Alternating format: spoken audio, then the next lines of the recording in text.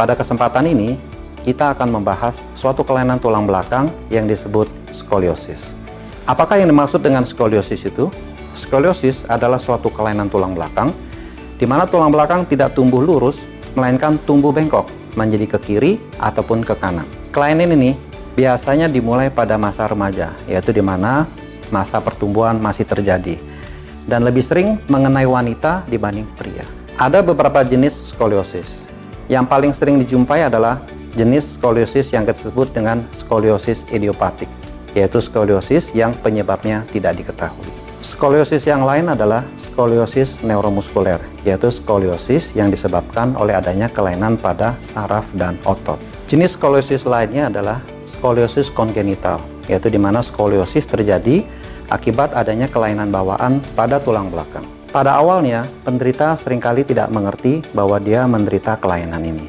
Tetapi pada saat penderita bercermin, maka dia bisa melihat bahwa bentuk dari bahunya tidak simetris antara kiri dan kanan.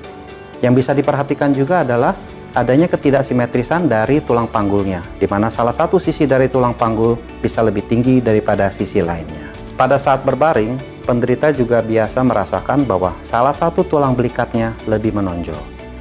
Dan pada saat pasien berdiri, maka pasien juga bisa merasakan bahwa salah satu tungkainya lebih panjang dibandingkan dengan tungkai lainnya.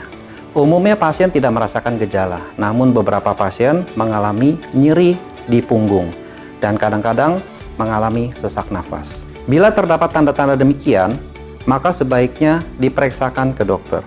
Dokter akan melakukan pemeriksaan fisik dan biasanya dokter akan meminta pemeriksaan ronsen tulang belakang. Dari ronsen tulang belakang tersebut akan nampak ada tidaknya skoliosis. Penanganan skoliosis adalah berdasarkan berapa besar sudut skoliosisnya dan status masa pertumbuhan dari pasien. Pada skoliosis yang ringan, tidak diperlukan penanganan yang khusus. Namun, penderita biasanya diminta untuk melakukan pemeriksaan secara rutin dan berkala.